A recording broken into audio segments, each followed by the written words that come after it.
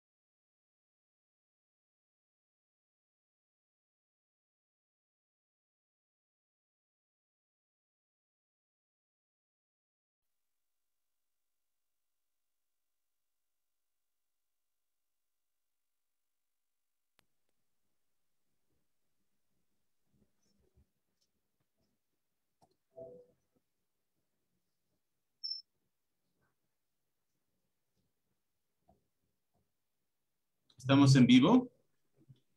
Ahora sí, doctor, estamos en vivo. Perfecto.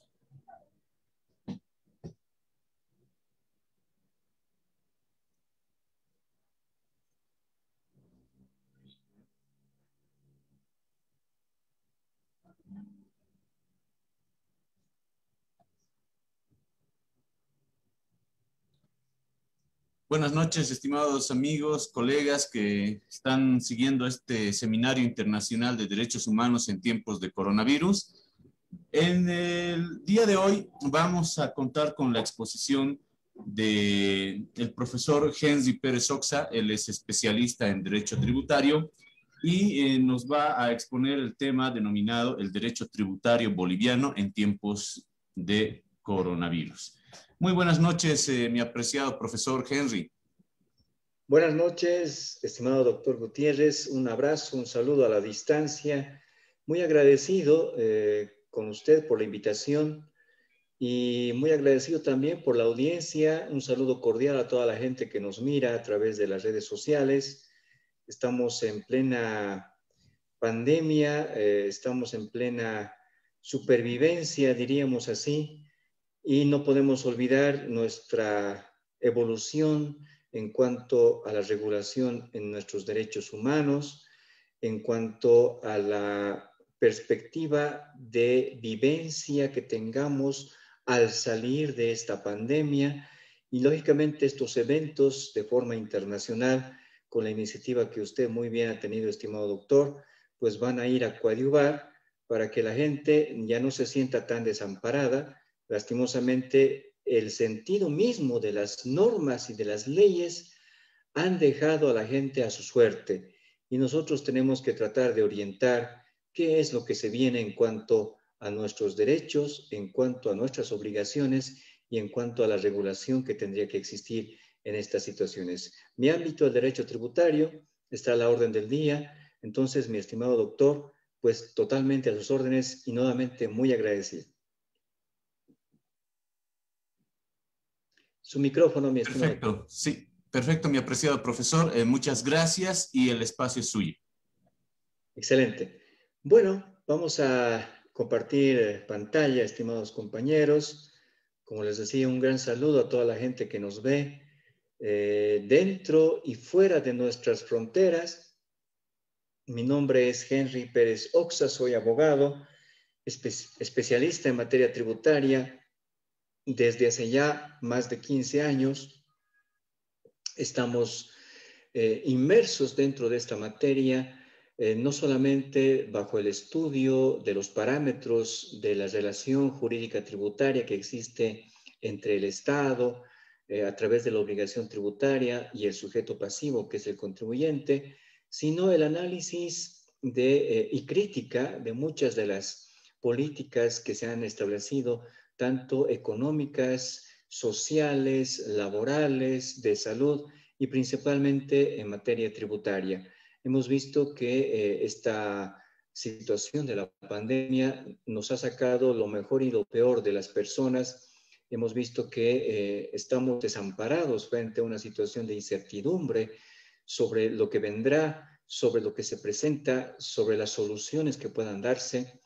Entonces, en nuestro país, Bolivia, lastimosamente no hemos tenido una cobertura importante o como hubiéramos querido respecto a la situación económica en cuanto al afrontar una situación de salud frente a la muerte, a la gran cantidad de muerte de pobladores bolivianos que en realidad pareciera ser menos importante que la subsistencia en materia económica, cuando sabemos muy bien que la economía se mueve hacia ciertos lugares porque la actividad, si bien es de supervivencia en estos días, también es una actividad económica que va a ir a generar muchas ganancias y obviamente va a continuar otorgando ganancias a ciertos sectores de poder que están ligados con las decisiones gubernamentales y que lastimosamente afectan a los más pobres,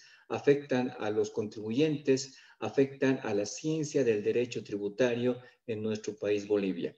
Pero no es de desconocer los avances, los intentos que ha existido, ya sea desde el inicio de esta pandemia, el año 2019, por finales del 2019 y principios del 2020, y con la caída directamente de la situación de crisis en los meses de febrero y marzo del año 2020, donde efectivamente el gobierno de turno, que en nuestro país lastimosamente ha sido un gobierno de transición, merced a los problemas políticos y sociales que han existido a finales del 2019, es que tiene que afrontar esta situación de pandemia con algunas medidas tanto de carácter social, sanitario, laboral y también algunas medidas de carácter tributario.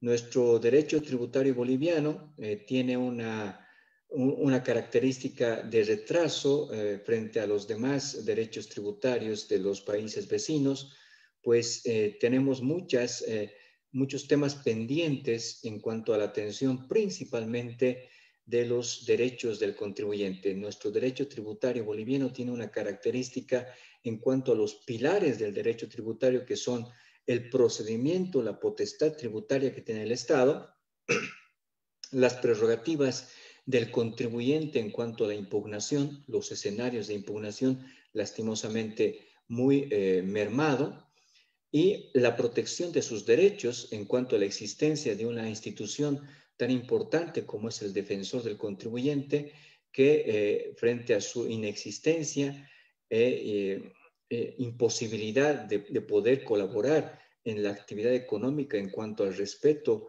de los derechos tributarios de los contribuyentes, en nuestro país lastimosamente no existe. Tenemos un país vecino que es Perú, que cuenta con esta institución. Tenemos varios países en los que el sistema tributario boliviano, los principales pilares del sistema tributario como derecho tributario, pues están bien respaldados, bien construidos. hay una identificación clara de lo que representa ser la doctrina y la dogmática de cada uno de los impuestos, como ser los impuestos al patrimonio, ser los impuestos al consumo, ser los impuestos principalmente a los bienes y a las actividades económicas que son más preponderantes en cada situación social, socioeconómica, inclusive laboral que puede existir. Tenemos regímenes especiales en diferentes países que contemplan no solamente el aporte tributario, fiscal, sino también un aporte de parte de quienes deberían tributar con un ahorro en cuanto a su pensión, por ejemplo, para la vejez o para el desempleo, y también para el tema de salud, donde muchas legislaciones han podido concentrar en un solo aporte diferentes beneficios, tanto tributarios para el Estado, como de salud para el contribuyente, como de pensiones y renta de vejez y de desempleo también para el propio contribuyente aportante. Nuestro país tiene esa tarea pendiente y, lógicamente, en los otros temas que son las atribuciones y potestades del Estado, pues tiene una diferencia, una desigualdad muy marcada en cuanto a la relación jurídica entre sujeto activo y sujeto pasivo y la obligación tributaria como tal. En esta oportunidad vamos a fijarnos un poco qué es lo que ha pasado con el derecho tributario boliviano en esta época del COVID-19, en esta época de pandemia, en esta época de cuarentena, en esta época de parálisis económica, de suspenso en cuanto a las actividades públicas y privadas que ha existido, y en cuanto a las medidas que han beneficiado de alguna forma o han intentado solidificar una supervivencia económica de parte del Estado hacia los contribuyentes. La economía, muchos lo manejan así, desde un punto de vista, bueno, del consumo, de un punto de vista de preponderar y darle movilidad al mercado, pues definitivamente se han tomado medidas realmente simples, realmente, digamos, muy a la ligera y tal vez muy improvisadas, de inyectar ante todo liquidez a la economía con diferentes bonos y lógicamente de esa forma evitar un colapso familiar, un colapso económico personal a toda la gente en cuanto a la suspensión de actividades públicas y privadas merced a una cuarentena rígida en la anterior gestión de gobierno, ¿no? Un gobierno transitorio que en nuestro país lastimosamente no ha podido, digamos, afrontar las medidas de carácter sanitario, económica más importantes y que ha dado lugar a un nuevo gobierno actualmente regido por el movimiento al socialismo que de alguna forma igualmente le está dando mayor importancia al desarrollo económico y a la actividad económica y en materia tributaria a la exigencia de la obligación tributaria por ese desarrollo económico, laboral, productivo y de consumo que tenga que haber en nuestro país para, obviamente, el Estado obtener recursos. En ese sentido, pues, tomando esos preámbulos e introducción bajo la situación que tenemos en nuestro país, Bolivia, vamos a analizar y repasar un poquito a qué se refieren estas medidas que se han tomado el año pasado y obviamente las medidas actuales que tenemos con este nuevo gobierno, las medidas actuales que han determinado eliminar las anteriores políticas tributarias que beneficiaban a los contribuyentes, que beneficiaban a la economía y que propendían una especie de desahogo, una especie de liberación de algunas obligaciones merced a la cuarentena rígida.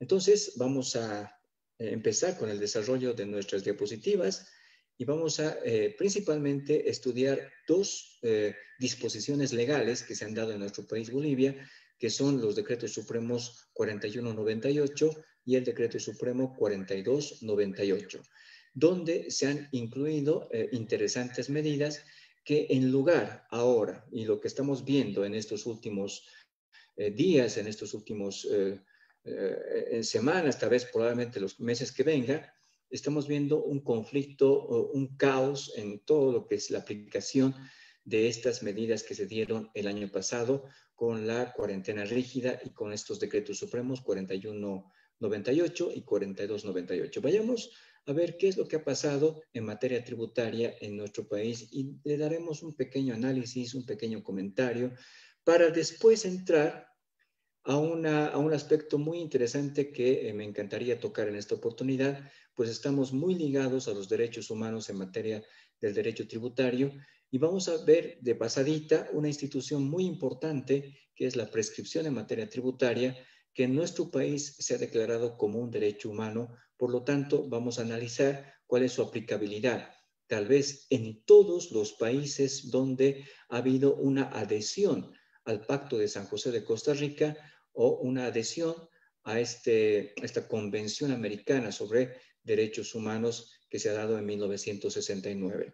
Entonces, ese es el menú de nuestro desarrollo, de nuestra disertación en esta oportunidad, y vayamos a analizar qué es lo que ha pasado en materia de derecho tributario boliviano en tiempos del COVID-19.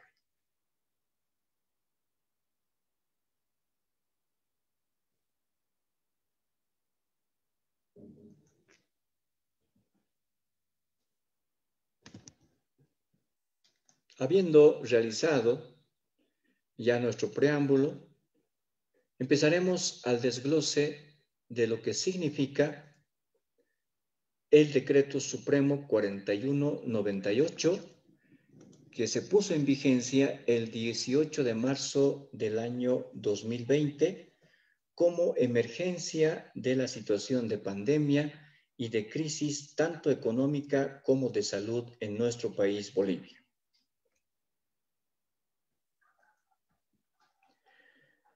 De acuerdo a lo que señala directamente en las medidas que se han tomado en este decreto supremo, el artículo 1 establecía el objeto de este decreto supremo y obviamente era establecer medidas de alivio tributario, medidas que vayan a sopesar un poco la presión y la crisis económica y sanitaria que existía en nuestro país en épocas de la pandemia, el año 2020, en marzo del 2020.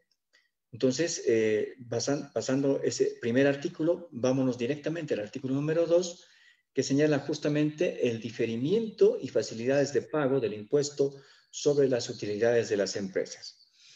En ese sentido, señala este artículo 2, que se difiere hasta el 29 de mayo del 2020 el pago del impuesto sobre las utilidades de las empresas de la gestión cerradas de la anterior gestión 2019 hasta el 29 de mayo.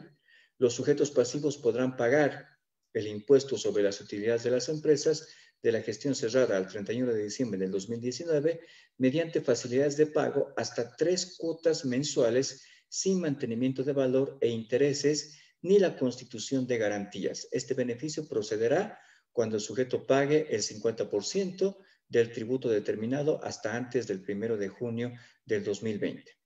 En ese sentido, es importante analizar, estimados compañeros, que de acuerdo al artículo 410 de la Constitución Política del Estado se establece una jerarquía normativa dentro de nuestra legislación boliviana.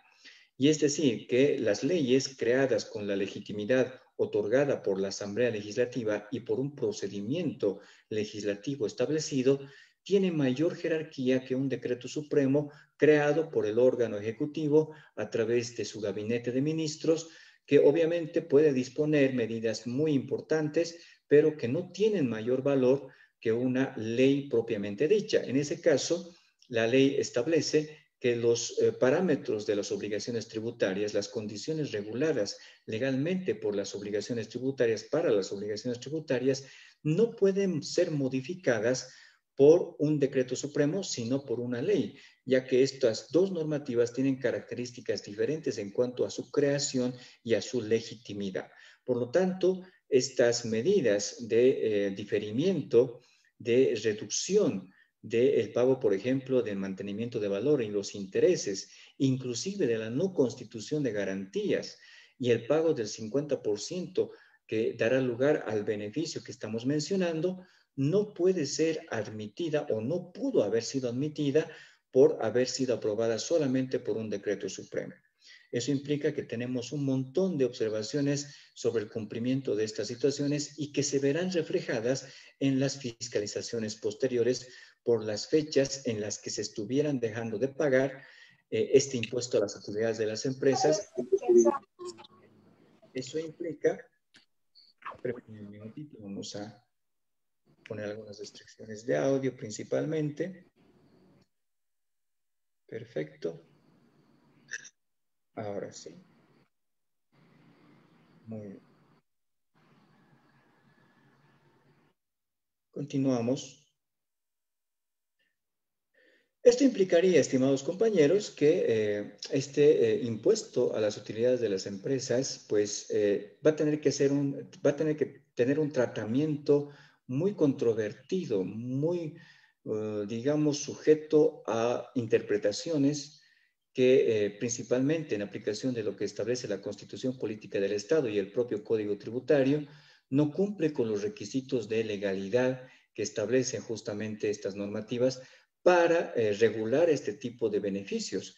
Y ahí hablamos de los beneficios, hablamos de que el espíritu de este decreto supremo, el espíritu de estas normas, de estas políticas, de estas disposiciones, son justamente aliviar la carga de pago de estas obligaciones, aunque hayan sido pasadas y que el contribuyente tenga a disposición o tuviera que haber tenido a disposición estos montos para poder pagarlos al cierre del 31 de diciembre del 2019.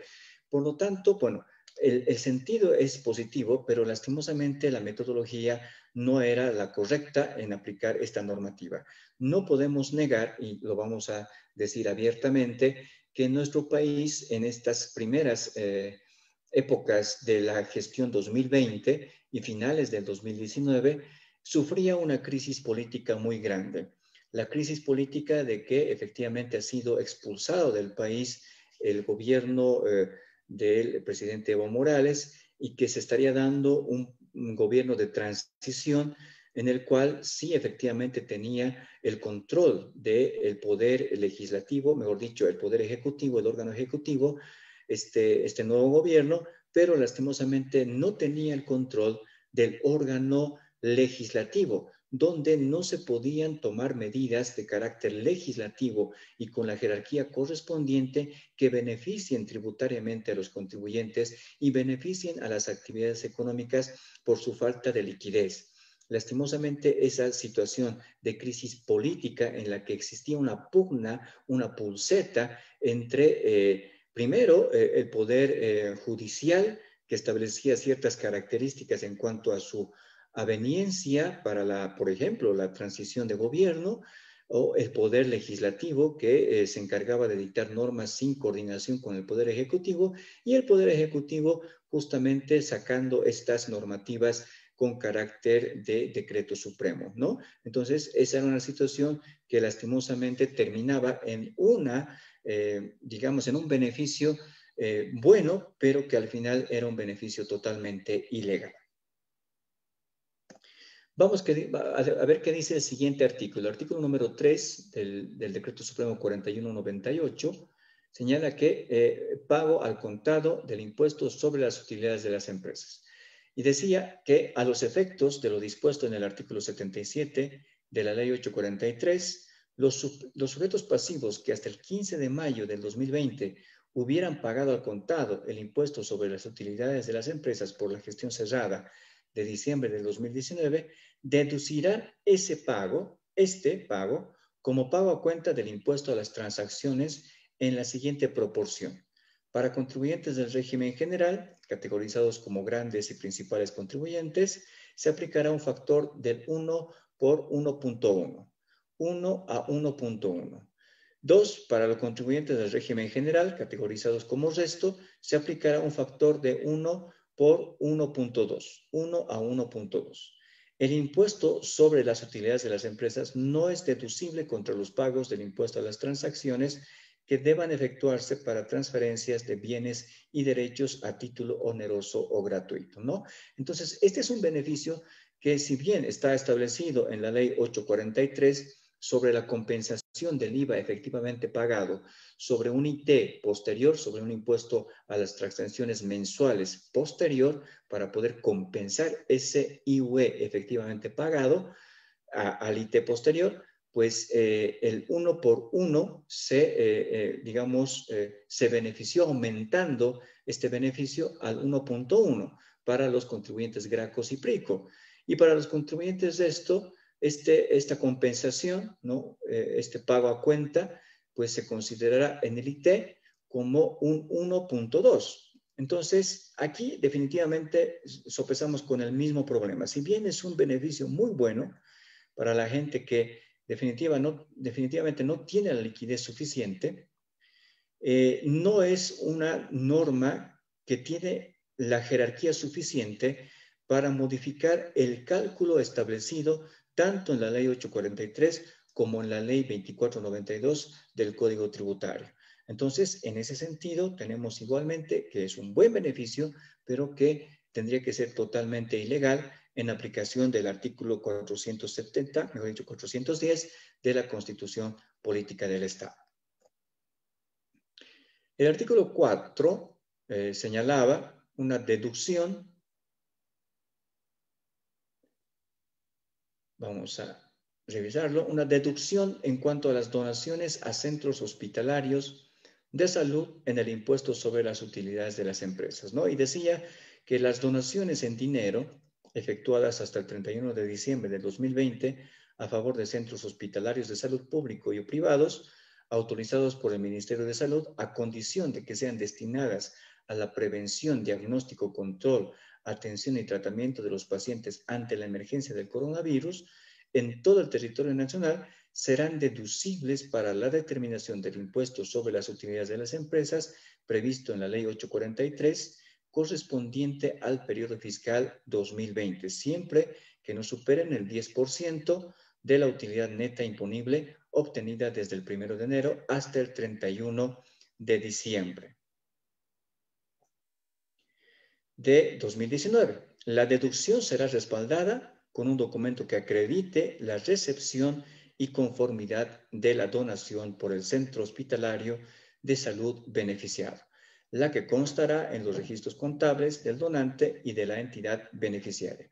En ese sentido, igualmente llega a ser un buen beneficio. Sin embargo, hay que tomar en cuenta de que estas transacciones no se han realizado con digamos, con la magnitud que se esperaba, ¿no? Y obviamente estas restricciones del 10% y de las condicionantes en cuanto a la probanza de que efectivamente se estaban realizando donaciones en dinero que vayan dirigidas a la prevención, diagnóstico, control, atención y tratamiento de los pacientes, pues requería una probanza, una documentación excesivamente cargada a los contribuyentes para poder beneficiarse de esta medida. Sin embargo, igualmente, esto tendrá su vigencia para la determinación del IUE que se hace justamente al cierre de gestión del año 2020, que es el 31 de diciembre del año 2020, y que estamos en plena postrimería de su declaración. Habrá que ver quiénes se han beneficiado con este decreto supremo y esta disposición, que igualmente no tendría, digamos, aplicabilidad frente a un establecimiento jerárquico de la normativa, de acuerdo al artículo 410 de la Constitución Política del Estado. Muy bien. El artículo 5 señala que el crédito fiscal del impuesto al valor agregado para profesionales independientes tendrá estas condiciones. A los efectos del inciso A del artículo 8 de la Ley 843 y hasta el 31 de diciembre del 2020, el crédito fiscal del impuesto al valor agregado computable para profesionales independientes incluye aquel originado en las compras de alimentos, las contrataciones de servicios de salud y educación de su núcleo familiar.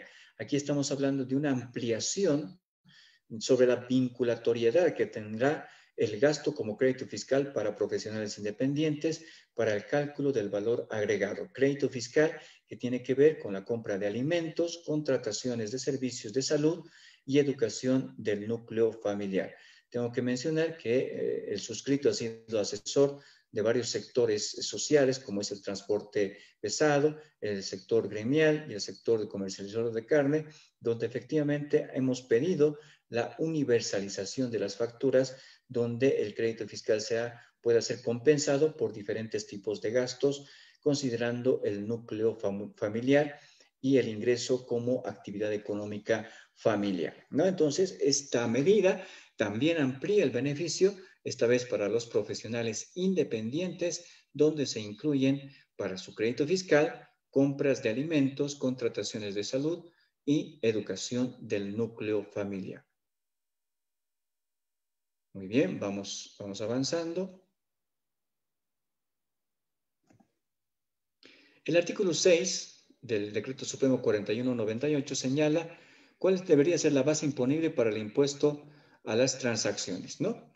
Esto es muy importante, ¿no? A los efectos del artículo 74 de la Ley 843 y por el periodo de 3 meses para los contribuyentes del régimen general, categorizados como grandes contribuyentes, GRACO y PRICO, y por el periodo de 6 meses para los contribuyentes de la categoría resto, el impuesto al valor agregado, IVA efectivamente pagado, no formará parte de los ingresos brutos que conforman la base imponible del impuesto a las transacciones. Algo similar a lo que se establecía con el IUE, que el IUE efectivamente pagado pues podía compensar al ITE posterior.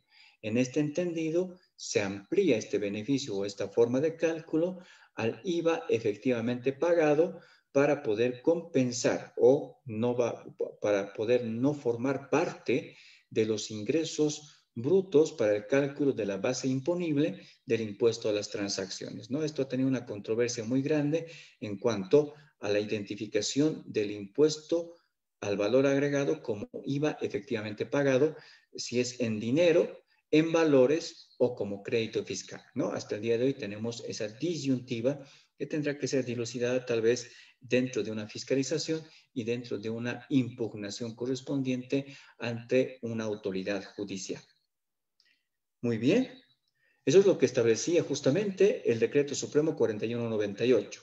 Como se dan cuenta ustedes, estimados compañeros, es muy importante considerar la existencia y duración en su temporalidad legal de este Decreto Supremo 4198 que tuvo su vigencia hasta principios de este año 2021.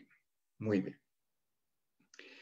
Vayámonos a qué es lo que estableció el Decreto Supremo 4298 dentro de nuestro derecho tributario boliviano en época de pandemia y crisis. Estamos hablando del 24 de julio del año 2020, donde todavía estábamos dentro de una cuarentena rígida, pero donde ya estábamos empezando un poco a retomar actividades económicas aquí en nuestro país, Bolivia. Entonces, decimos que el artículo 1 señala el objeto de este Decreto Supremo 4298 y que dice que dos alternativas, son dos corrientes. Primero, establecer incentivos tributarios para la reactivación económica y segundo, promocionar la creación de nuevas empresas mediante un sistema tributario de apoyo al emprendimiento. Y aquí es algo muy importante que vamos a mencionar. El artículo 2, incentivo a la producción nacional. Los contribuyentes del régimen complementario al impuesto al valor agregado, dice, imputarán a cuenta del impuesto determinado la alícuota del impuesto al valor agregado contenido en las facturas, notas fiscales o documentos equivalentes de compras de productos hechos en Bolivia desde la publicación del presente Decreto Supremo hasta el 31 de diciembre con una proporción adicional equivalente al 20% del impuesto al valor agregado contenido en la factura de compra en aplicación del artículo 31 de la Ley 843. Es decir, que las facturas por compras de productos bolivianos para quienes son, alcanzados por el régimen complementario al valor agregado, y estamos hablando de empleados públicos y privados, tendrán, aparte del 13% de crédito fiscal, un 20% más del crédito fiscal para poder descargar estas facturas y poder, obviamente, promocionar la producción nacional a través de este incentivo tributario. Es decir, su crédito fiscal de los empleados públicos y privados como directos responsables del pago del RC-IVA, del régimen complementario al IVA, tendrán un crédito fiscal por las compras de productos nacionales o de producción nacional del 33% del crédito fiscal del valor de la factura, ¿no? Muy bien. Seguimos con el tema de que son normativas que tienen que ser aplicadas por una ley, porque estamos haciendo una variación del cálculo de las bases imponibles establecidas en la Ley 843 y del cálculo de la deuda tributaria establecida en el artículo 47 de la ley 2492, ¿no? Entonces, el artículo 3 del Decreto Supremo 4298 señalaba compras para efectos del impuesto al valor agregado e impuestos sobre las utilidades de las empresas. Los contribuyentes, señala este artículo, por la situación de pandemia generada a causa del COVID-19, podrán gozar con los siguientes beneficios. A los efectos del inciso A del artículo 8 de la ley 843, desde el primer día del mes siguiente a la publicación del presente Decreto Supremo hasta el 31 de diciembre de 2020, el crédito fiscal del impuesto al valor agregado incluye aquel originado en las compras de alimentos, adquisición de insumos de bioseguridad y medicamentos, contrataciones de salud, privados y transporte en territorio nacional de sus dependientes. Los gastos por conceptos señalados en el numeral 1 serán deducidos en la determinación del impuesto sobre las utilidades de las empresas en la gestión fiscal que corresponda sin considerar el límite establecido en el artículo 11 del Decreto Supremo 24051, ¿no? Entonces, a mí me encantaría ver cómo van a ser las fiscalizaciones del año 2020, del periodo del IUE del 2020, porque aquí tenemos disposiciones que podrán ser aplicadas por los fiscalizadores, que podrán ser aplicadas por los contribuyentes, de las que se beneficiarán o de las que se hubieron haber beneficiado o pudieron haber beneficiado en esta época de pandemia, pero que eventualmente, tal vez con una cobranza, con una fiscalización, una verificación, una auditoría, pues tengan que pagar en el futuro igualmente las propias obligaciones. Muy bien, el artículo 4 de este Decreto Supremo dice depreciación acelerada, que tiene que ver justamente con los bienes patrimoniales y que señala que para el impuesto a las utilidades de las empresas, los contribuyentes alternativamente a lo dispuesto en el Decreto Supremo 24051 y de manera voluntaria podrán aplicar el método de depreciación acelerada para los bienes de activo fijo adquiridos entre el 1 de abril hasta el 31 de diciembre de 2020. Desde el momento en que se inicie la utilización y uso hasta su total agotamiento, consistente en la aplicación de la mitad de los años de vida útil establecidos en el anexo del artículo 22 del Decreto Supremo 24051. En lo demás se aplicarán las previsiones contenidas en el reglamento de este impuesto. Se excluye que este tratamiento alternativo a las empresas extractivas mineras o hidrocarburíferas, las cuales están sujetas a normas sectoriales específicas, ¿no? Para esta forma de depreciación acelerada, se debe comunicar a la Administración Tributaria mediante declaración jurada y exponerse en las notas a los estados financieros de la gestión fiscal que corresponda, ¿no? Estos artículos, bueno, esta medida también, en realidad han ido a beneficiar a diferentes sectores específicamente identificados por estas normas. Entonces, estas normas han sido intencionalmente creadas, aplicadas para beneficiar a ciertos sectores.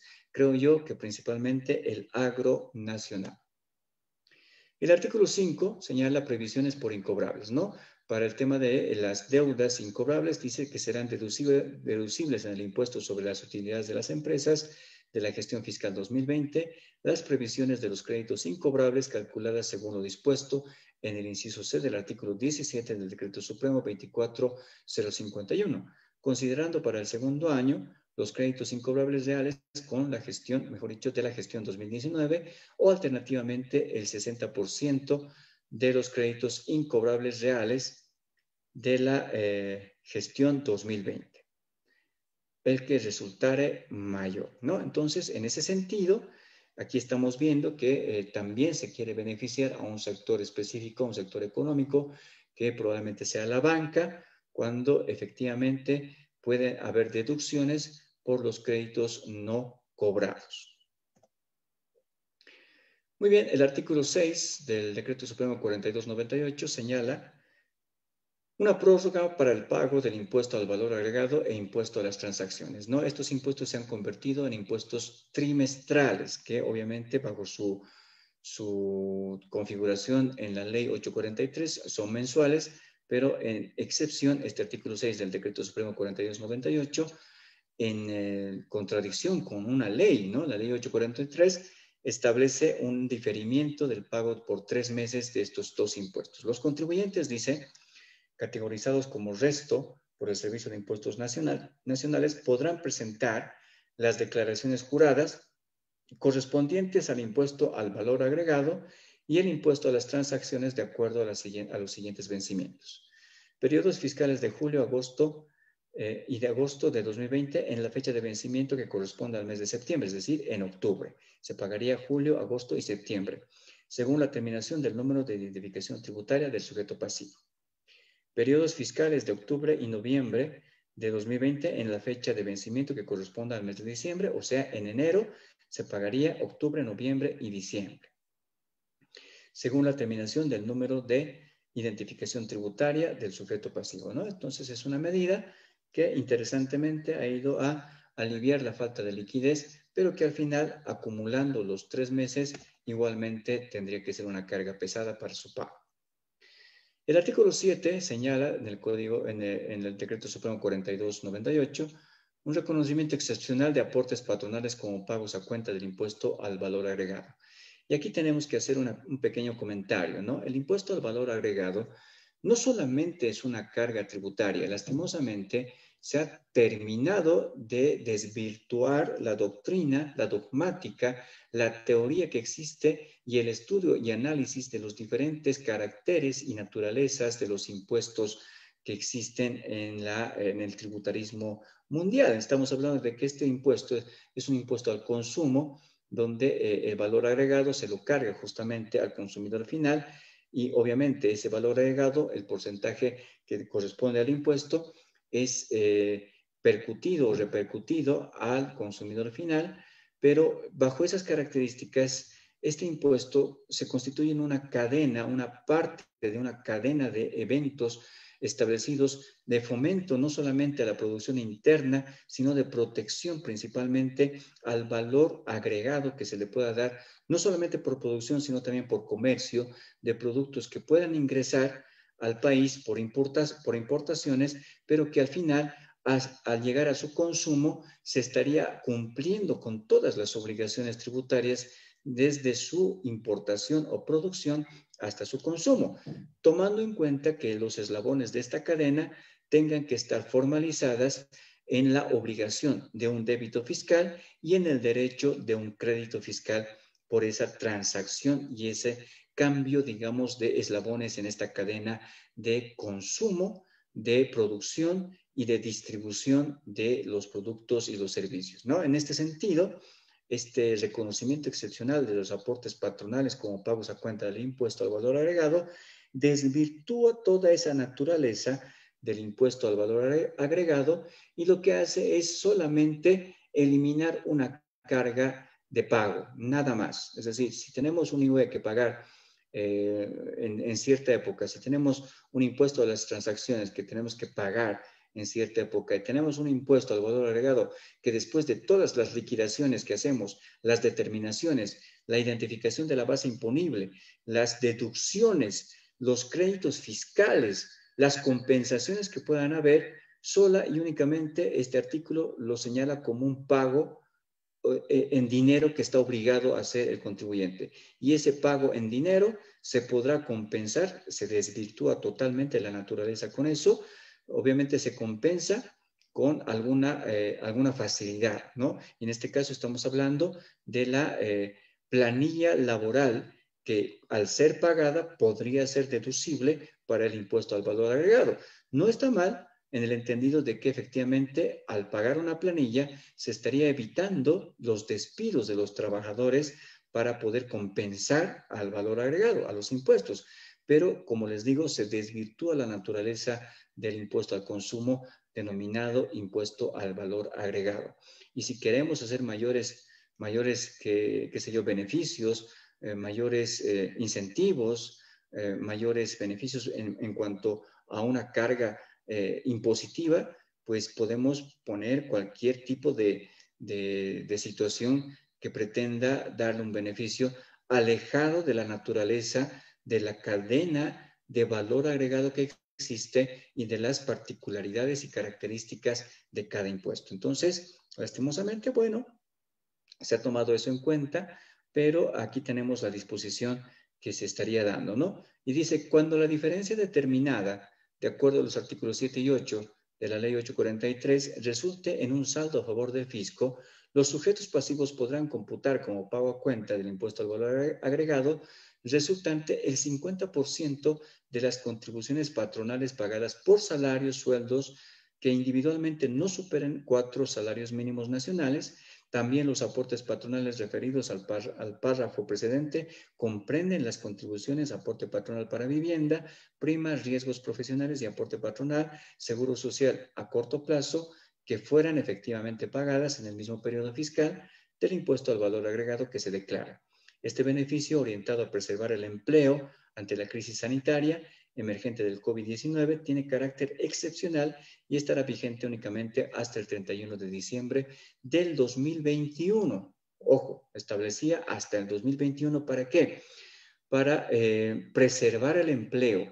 Entonces es una medida interesante, muy ligada a las cargas tributarias, pero definitivamente contrapone este beneficio con la naturaleza y características del impuesto, lo desvirtúa totalmente y principalmente establece una deficiencia en la recaudación. Perfecto, vamos avanzando.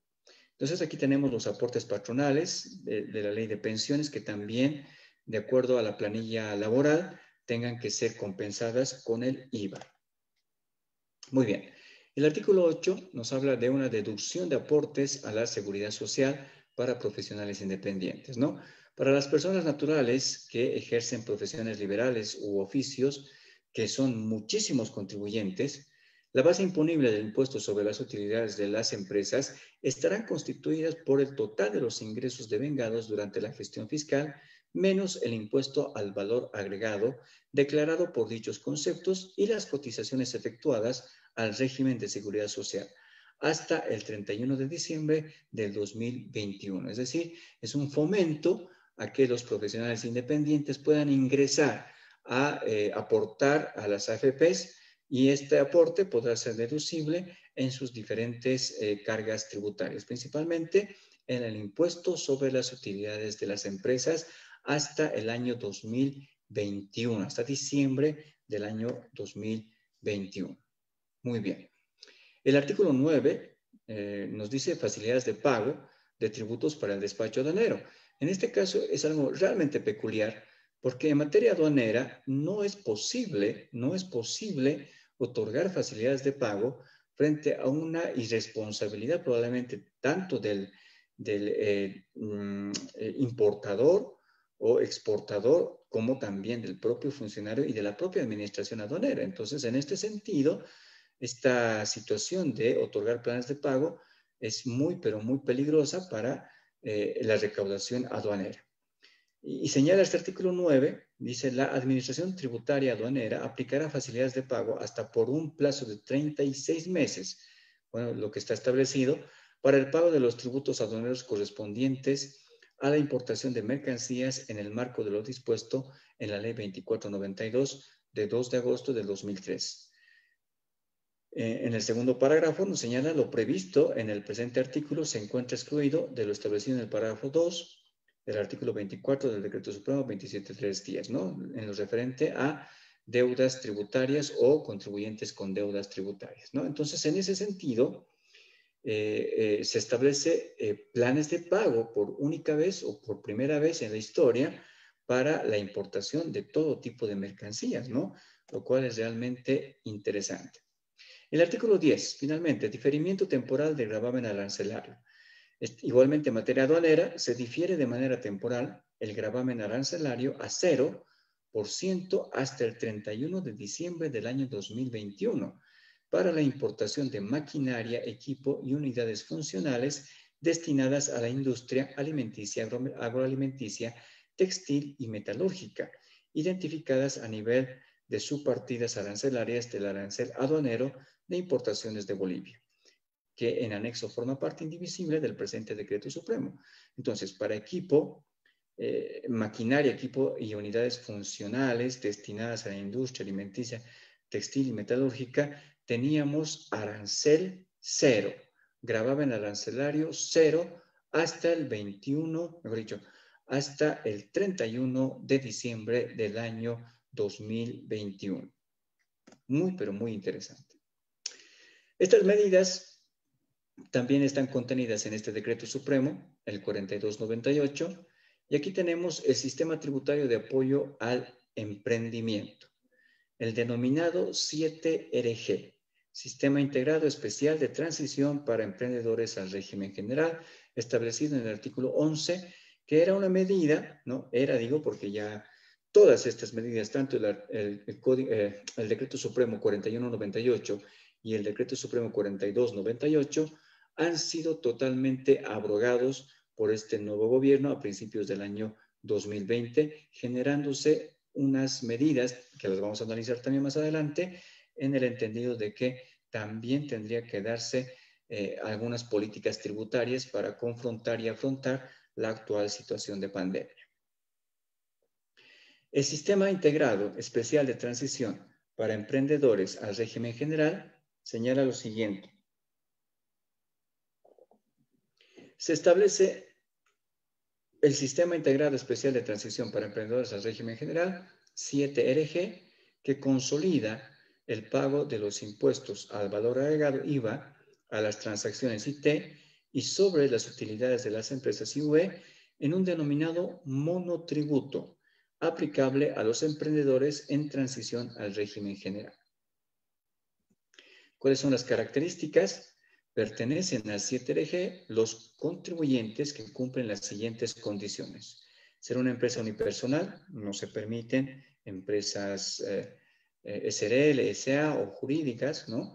Inscrita en el régimen de comercio o profesional independiente, desarrollar actividades productivas, manufactureras o de servicios con una proyección de ingresos anuales o menores a 250,000 bolivianos.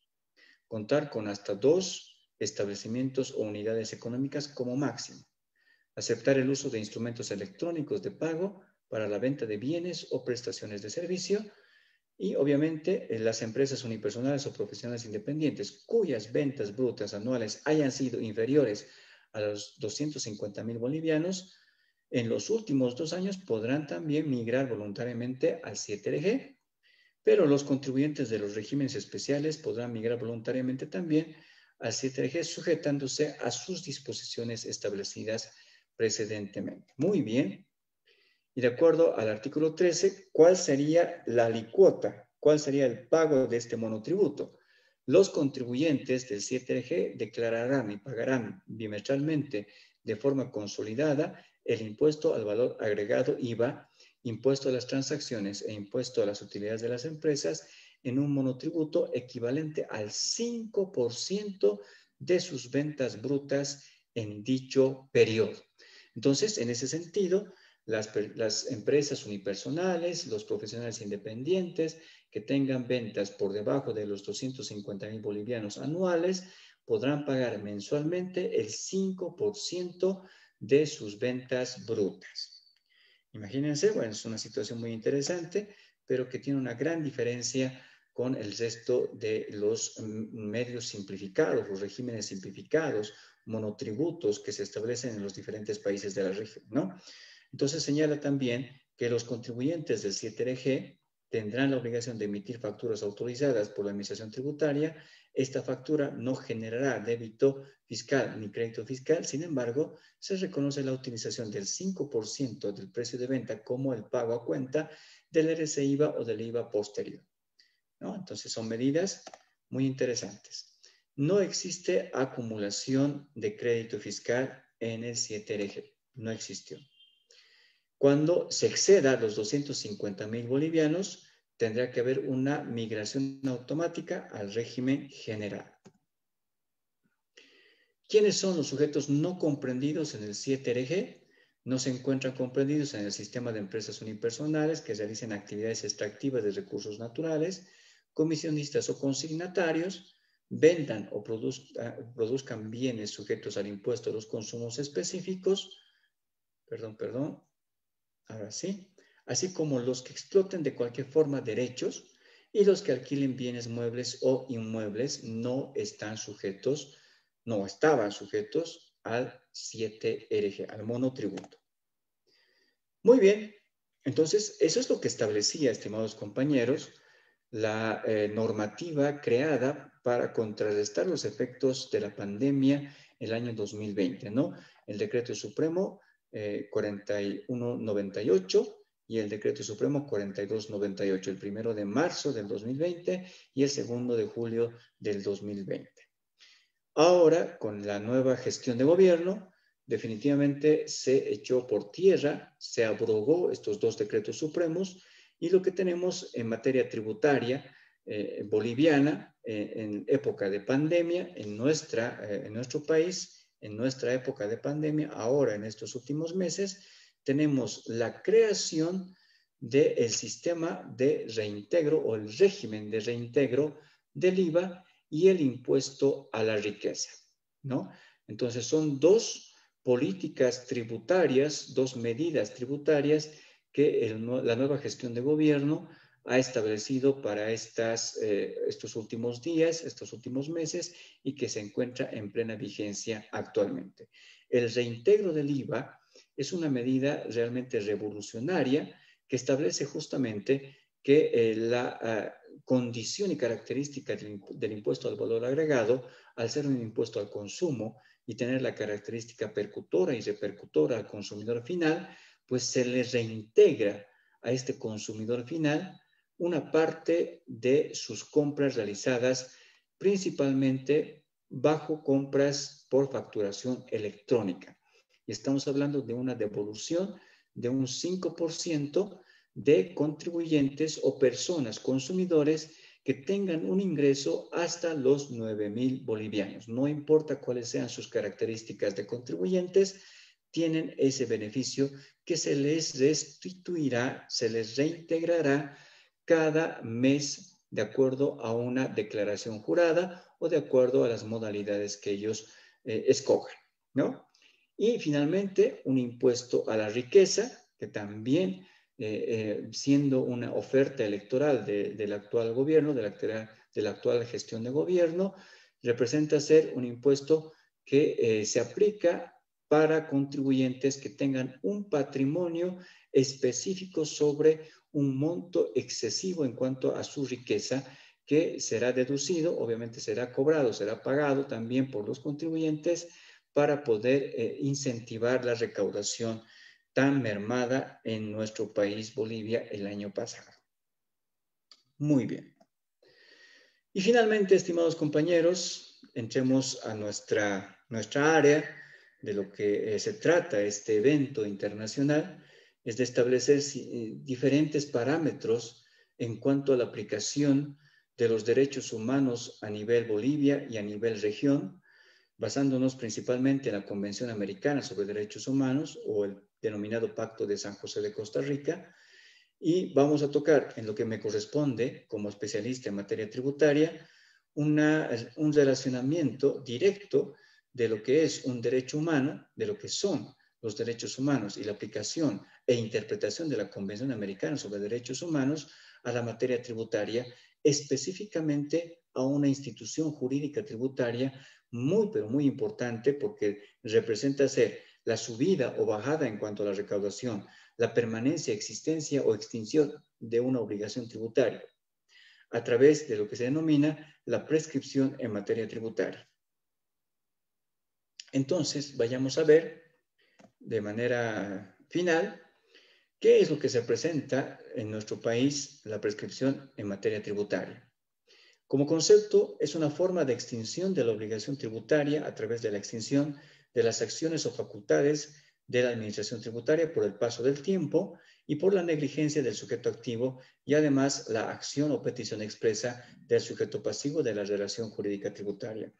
Desglosando un poco este concepto, tenemos que identificar cuáles son esas facultades que prescriben de la administración tributaria que eventualmente van a dar lugar a la extinción de la obligación tributaria. Son 4. La facultad de determinar la acción, mejor dicho, determinar la deuda o obligación tributaria, la facultad o acción de imponer sanciones administrativas, la facultad de ejecutar la deuda determinada y la facultad de ejecutar sanciones por contravenciones.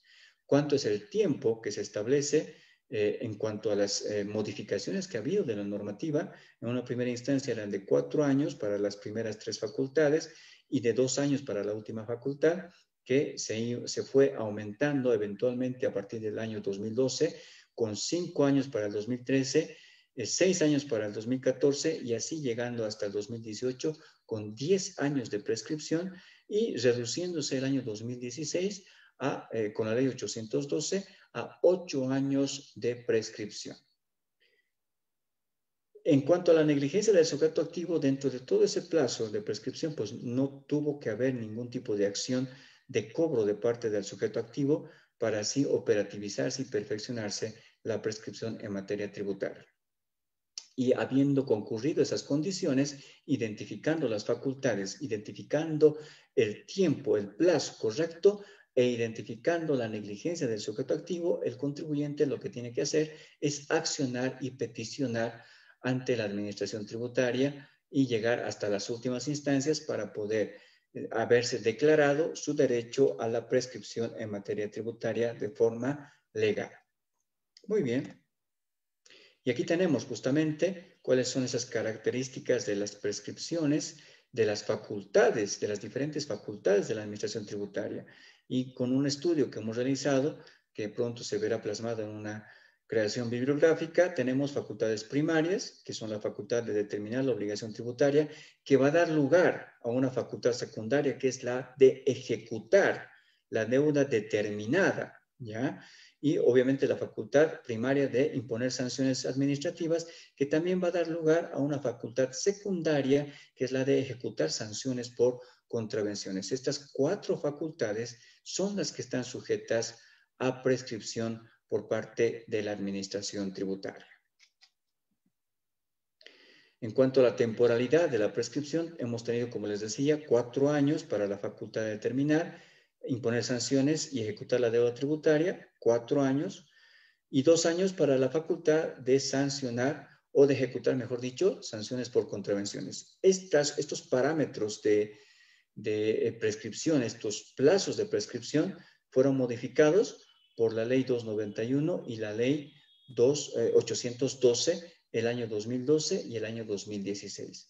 Actualmente se estaría pensando de que está vigente los 8 años de prescripción para estas facultades que ya hemos identificado.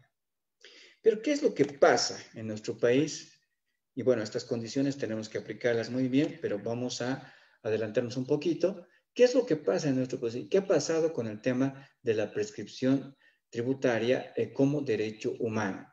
Entonces, tenemos que hacer un pequeño repaso de lo que vendría a ser la Convención Americana sobre Derechos Humanos, y en algún preámbulo que hemos encontrado señalamos que la Convención Americana sobre Derechos Humanos resalta que dentro de un Estado de derecho en el cual se rigen las instituciones democráticas, la garantía de derechos de los seres humanos se basa en el establecimiento de condiciones básicas necesarias para su sustentación, alimentación, salud, libertad de organización y de participación política, entre otros, ¿no?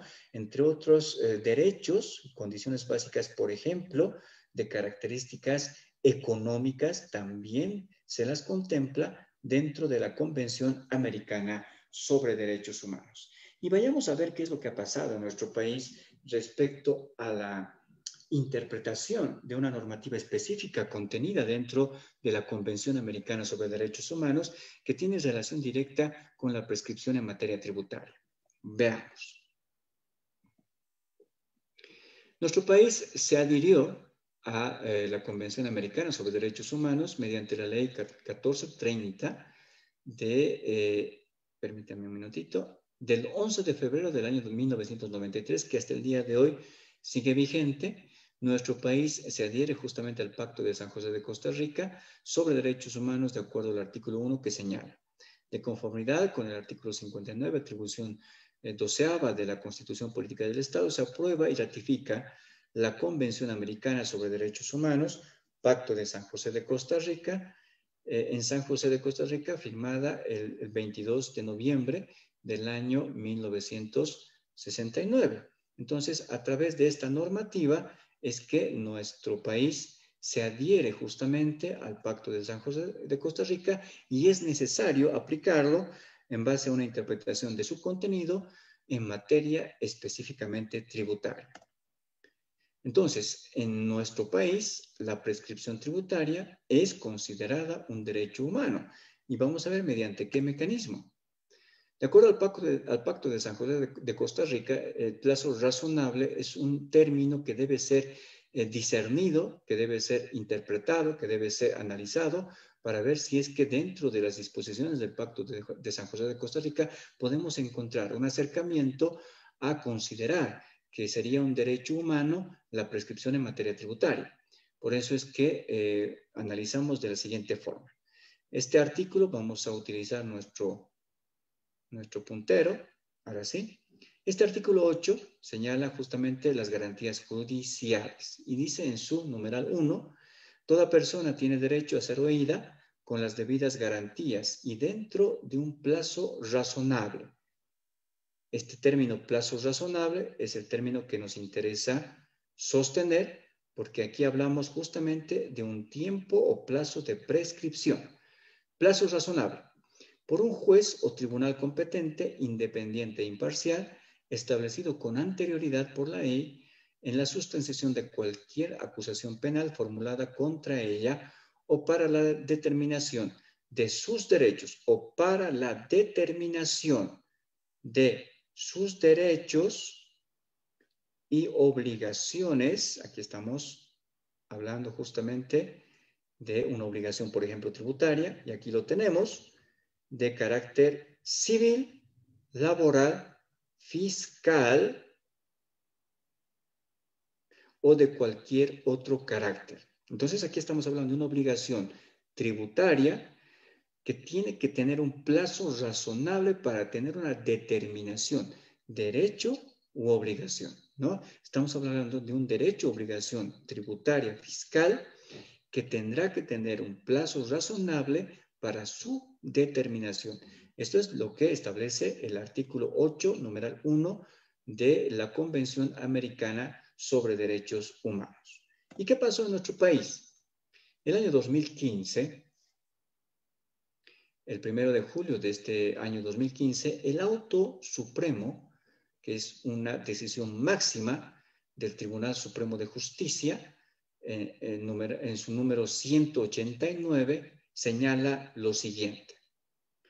El instituto de la prescripción, contemplado en la Ley 2492, Código Tributario, en la subsección quinta de la sección séptima, de dictadas las formas de extinción de la obligación tributaria, es una categoría jurídica por la que se atribuye la función de ser una causa extintiva de la obligación tributaria. Es necesaria para el orden social. Además, responde a los principios constitucionales de certeza y seguridad jurídica.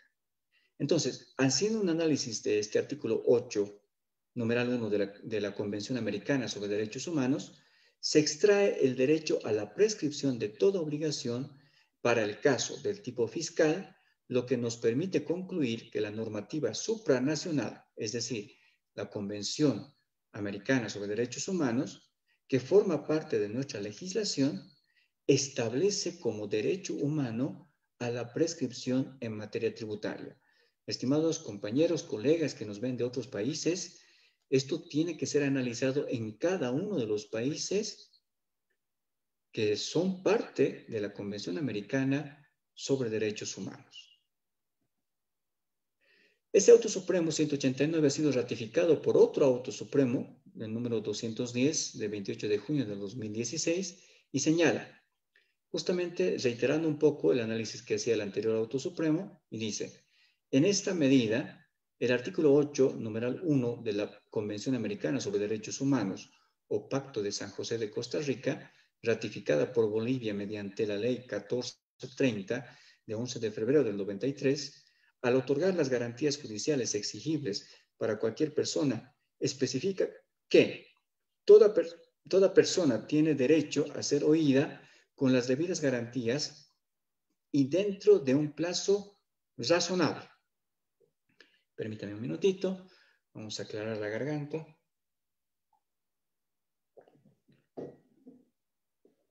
Perfecto, mil disculpas. dentro de un plazo razonable por un juez o tribunal competente, independiente e imparcial, sustrayendo de la norma que antecede la garantía del plazo razonable que excluye cualquier posibilidad de incertidumbre en la determinación, aquí está, de un derecho u obligación de orden civil, laboral, fiscal o de otra índole enunciado del que a contrario censo se extrae el derecho a la prescripción de toda obligación para el caso del tipo fiscal, lo que nos permite concluir que la normativa supranacional, es decir, el Pacto de San José de Costa Rica, que forma parte de nuestra legislación, establece como derecho humano a la prescripción en el caso fiscal, por lo tanto, prescripción en materia tributaria. ¿Y cuáles son los efectos, estimados compañeros? Ustedes que conocen específicamente bien las características de un derecho humano, principalmente la característica del principio de progresividad de los derechos humanos, siendo nuestra constitución de nuestro país, Bolivia, una constitución progresista, pues establece en sus artículos correspondientes esta característica de la progresividad de los derechos humanos. Entonces, esta característica de la progresividad nos dice de que en ningún momento puede enervarse, puede ampliarse los perjuicios hacia el beneficiario del derecho humano. Por lo tanto, en lugar de aumentarse los años de prescripción o, enervar estos beneficios o estas condiciones de prescripción más beneficiosas para el contribuyente, en lugar de hacer eso, se tendría que disminuir sus cargas progresivamente, ¿no? Eso en favor de los contribuyentes. Y obviamente las normas que hayan sido derogadas o abrogadas anteriormente por una nueva norma, estas antiguas normas que tengan preceptos más beneficiosos tendrán que tener una aplicación necesariamente ultraactiva. ¿Y qué es lo que nos dice la doctrina? La aplicación ultraactiva se refiere a la aplicación de la norma después de la vigencia de la misma, es decir, habiendo sido abrogada o derogada. Para Marcial Rubio Correa, la aplicación ultraactiva de una norma es aquella que se hace a los hechos, relaciones y situaciones que ocurren luego de que ha sido derogada o modificada. Generalmente una norma posee efecto ultraactivo hasta que efectivamente se haya reemplazado a la misma, pero en este caso tendría un efecto ultraactivo cuando se trata de proteger un derecho humano. Esta condición de ultraactividad de la norma puede ser A, tácita, por no existir la norma o la institución que reemplace a la anterior o garantice o tutele derechos que de otra forma estarían en riesgo, expresa, establecida por una norma jurídica que proponga la aplicación ultraactiva de una norma por determinado tiempo y por un objeto determinado, no nos compete esa situación, y C, establecida por el Tribunal Constitucional Plurinacional, si de esta manera se garantiza el ejercicio y tutela de los derechos. Esta posibilidad se tendría que dar y también la posibilidad del inciso A, ¿no? Aquí, y tutele o garantice y tutele derechos que de otra forma estarían en riesgo. En este caso, el derecho humano a la prescripción en materia tributaria tendría que provocar la aplicación ultraactiva de una norma abrogada o derogada. En este caso, los 4 años de prescripción originales. Por lo señalado, la ultraactividad de la norma puede ser invocada como una garantía de derechos si efectivamente se demuestra que el derecho o los derechos se encuentran indefensos y en consecuencia se corre riesgo grave de una vulneración. Muy bien. La sentencia constitucional nos esboza, la sentencia constitucional plurinacional 0693 del 2018, nos esboza ya la idea de la aplicación ultraactiva del Código Tributario abrogado, derogado, solo en el ámbito de prescripción en materia tributaria. Es decir, las condiciones de prescripción más benignas, originales, tendrían que ser aplicadas ultraactivamente en detrimento de las modificaciones realizadas por la ley posterior 291 y la ley posterior 812, que aparentemente, entre comillas, estarían en plena vigencia. Bajo esta característica de la prescripción en materia tributaria como derecho humano, las normas más benignas, aunque hayan sido derogadas o abrogadas, tienen que ser aplicadas ultraactivamente. Y lógicamente también este autoconstitucional nos habla de la ultraactividad de las leyes cuando por un lado se determinen más beneficios para el afectado o para el que está buscando la protección del derecho, o cuando la propia ley lo establezca así cuando exista una transición. Un ejemplo de la aplicación ultraactiva es el procedimiento de la demanda contenciosa tributaria establecida desde el artículo 214 al 302 del anterior Código Tributario, la Ley 1340, que para proteger el derecho al juez natural se volvió a poner en vigencia y tiene actualmente una aplicación ultraactiva, aunque esta norma haya sido derogada o abrogada. Y obviamente tenemos la aplicación del mejor derecho, que como ustedes deben conocer muy bien, hablamos de un derecho humano que tiene una aplicación incontenible, incluso fuera de las fronteras. Se tiene que buscar una norma más benigna, ya sea del derecho tributario interno o del derecho tributario de otro país donde deba aplicarse el mejor derecho, considerándose la protección del derecho humano como prescripción tributaria.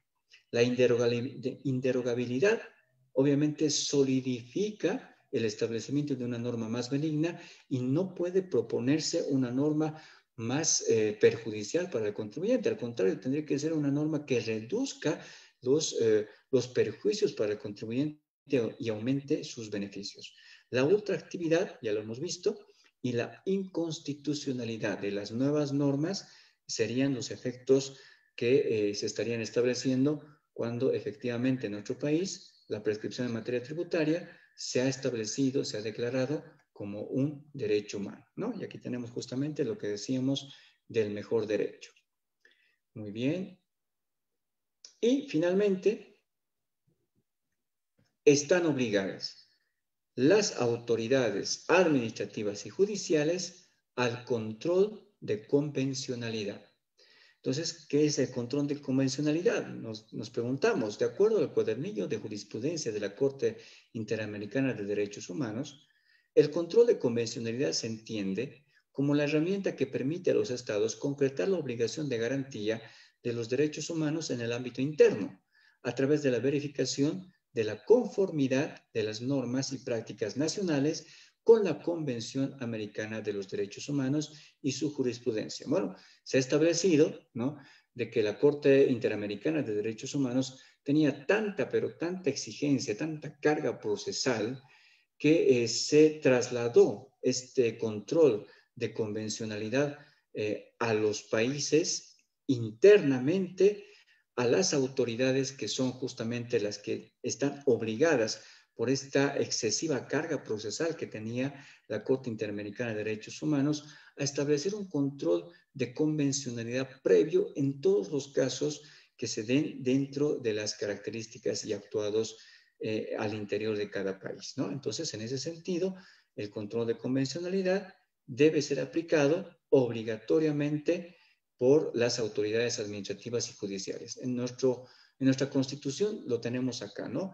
En el artículo 13, la Constitución Política del Estado habla que los derechos y deberes consagrados en esta Constitución se interpretarán de conformidad con los tratados internacionales de derechos humanos ratificados por Bolivia. Y esta sentencia constitucional 0487 del 2014 señala taxativamente, ¿no?, los jueces, tribunales y autoridades administrativas tienen el deber de aplicar aquella norma que sea más favorable para la protección del derecho en cuestión, ya sea que esté contenida en la Constitución Política del Estado o en las normas del bloque de constitucionalidad, y de adoptar la interpretación que sea más favorable y extensiva al derecho en cuestión. En este caso, el derecho humano a la prescripción en materia tributaria. Efectos en las condiciones y características de la prescripción en materia tributaria. Hay que tomar en cuenta, esto es muy importante, efectos en las condiciones y características de la prescripción tributaria. Bajo este entendido, estimados compañeros, y con esto vamos a concluir, hay que tomar en cuenta plazo de prescripción, inicio de cómputo, formas de interrupción y formas de suspensión de la prescripción en materia tributaria.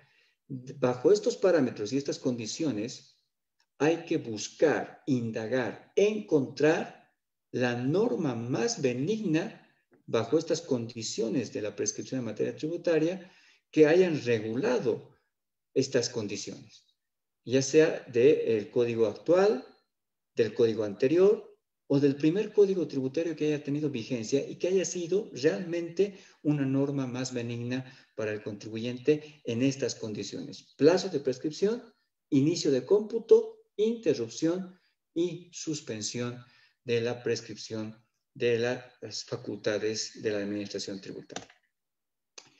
Y finalmente, estimados compañeros, nuestra conclusión: es obligatoria la aplicación ultraactiva de las mejores condiciones de la prescripción tributaria por considerarse un derecho humano, por lo tanto, un mejor derecho en nuestro país, Bolivia, a la prescripción en materia tributaria. Mi nombre es Henry Pérez Oxa, soy especialista en materia tributaria boliviana y estoy muy honrado, muy agradecido por haber compartido estas ideas, estos pequeños análisis con todos ustedes. Presto para lo que ustedes requieran. Estimado doctor Gutiérrez, adelante, por favor.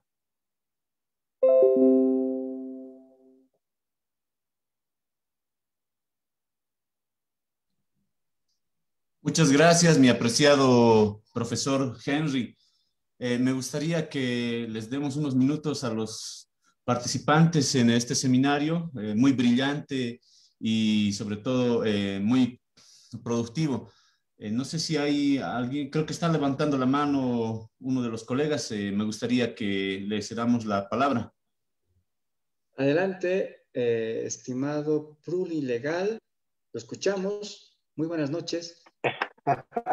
Gracias. Muy buenas noches, doctor Pérez. Mi nombre es Juan Carlos Rebollo. Soy abogado de ejercicio nacional y la verdad es que quisiera primero decirle que estoy agradecido por la interpretación constitucional al efecto de la materia tributaria, toda vez de que es necesario siempre encauzar estos conocimientos de manera precisa, como usted lo ha realizado. Paso a mi pregunta, doctor, y voy a ser muy concreto. En el espacio específico del término vivido por la pandemia en el ámbito jurídico y específicamente en el orden de los plazos y los términos, se ha encontrado que la administración tributaria, a pesar de que existía la norma de suspensión de plazos y términos, que han sido coincidentes, en este caso, tal cual lo he expresado, con ejercicios de derecho humano por el Pacto de San José de Costa Rica, a pesar de estos términos y estas normas, la administración tributaria ha continuado notificando y haciendo las solicitudes, las observaciones, y los contribuyentes, los titulares, a pesar de haber tenido los medios virtuales para los efectos de sus cumplimientos, lastimosamente estos no han cumplido la necesidad del requerimiento de la presentación física en todos los órdenes, de tal manera que se han surgido elementos de contradicción plena. Mi pregunta en ese entorno va en el siguiente carácter, distinguido doctor. ¿Será que es permisible para el ámbito constitucional sobre el ejercicio del derecho humano que la administración tributaria boliviana hubiera incorporado semejantes actos de defenestración a los derechos humanos, a la vulneración de derechos constituidos y sobre todo al ejercicio de un cobro de tributos que no corresponde al ámbito de la legalidad? Entonces, para estos temas se hace prudente también, en su parecer, la apertura de estos ejercicios de defensa constitucional y evidentemente convencional. Esa es un poco la pregunta, doctor Pérez. Muchísimas gracias. Muchas gracias. Sí, efectivamente es una situación muy controvertida, ¿no? Hemos tenido el año pasado, el 2020, una serie de medidas que han hecho inclusive suspender actividades públicas y privadas, ¿no? Se ha suspendido los plazos de materia judicial, se ha suspendido los plazos por estos decretos supremos en materia tributaria. Pero lastimosamente hemos observado también de que estos decretos supremos, para que no exista un caos jurídico al interior de nuestro país, se tengan que elevar a rango de ley, sola y únicamente para establecer una, digamos, una situación de seguridad jurídica y no caos jurídico, porque los funcionarios de impuestos nacionales, los funcionarios de la aduana, los funcionarios de la Autoridad de Impugnación Tributaria, tienen responsabilidad por el ejercicio de sus funciones en cuanto al cumplimiento de los plazos establecidos o bien en el Código Tributario o en la Ley 843 o bien en los decretos supremos que hemos visto, el 4198 y el 4298. ¿Cuál de las dos normas van a aplicar? ¿Cuál de las dos normas tiene vigencia y valor legal? Lastimosamente, de acuerdo al artículo 410 de la Constitución Política del Estado, hay una jerarquía normativa. Por lo tanto, para evitar que los propios funcionarios públicos, y estoy seguro que muchos funcionarios públicos están incurriendo, y tenemos notificaciones justamente por estos temas, han incurrido en negligencia en el incumplimiento de plazos. Definitivamente va por ambos lados, mi estimado Juan Carlos.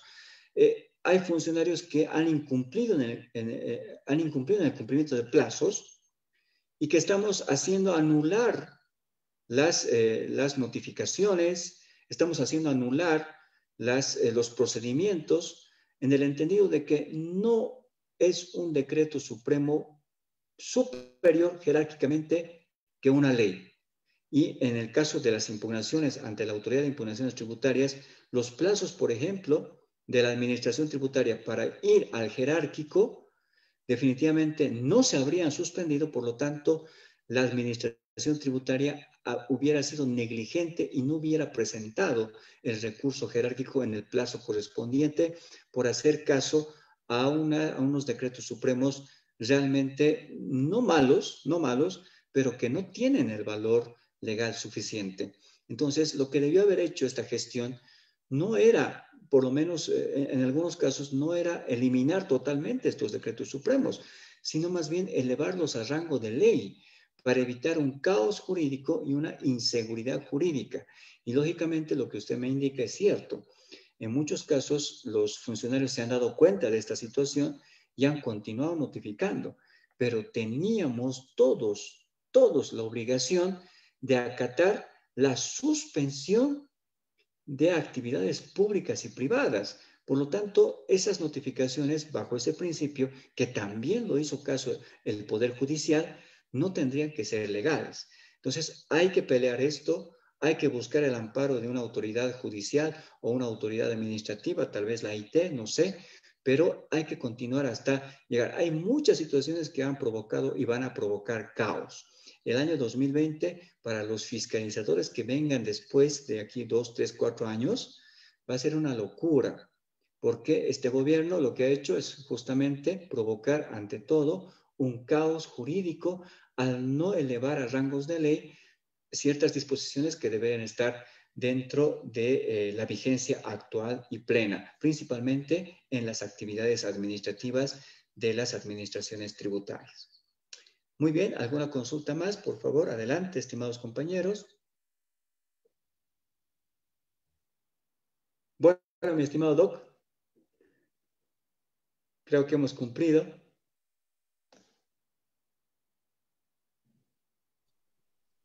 Efectivamente, mi apreciado profesor Henry, estoy muy agradecido y bueno, pues esperamos que al final del seminario, como le habían adelantado, vamos a estar publicando un material escrito en un libro digital donde van a estar las contribuciones, las exposiciones de todos los profesores que están participando en este evento y estoy muy honrado de contar con su participación. Muchas gracias, apreciado profesor, que tenga unas buenas noches. Muchas gracias a usted y a todos los participantes. Cuídense, mis deseos de salud, esperanza, vida y trabajo. Muchas gracias y hasta la próxima. Gracias.